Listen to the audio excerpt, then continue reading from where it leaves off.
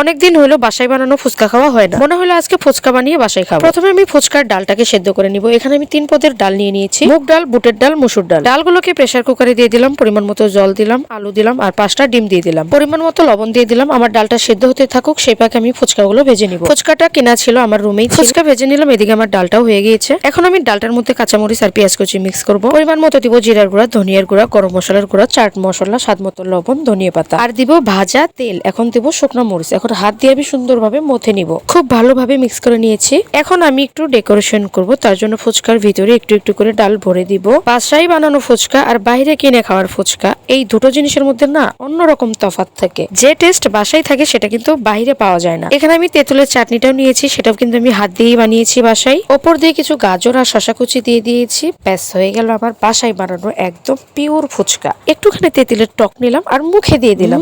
কি যে টেস্ট ছিল না, একদম ফাটাফাটি।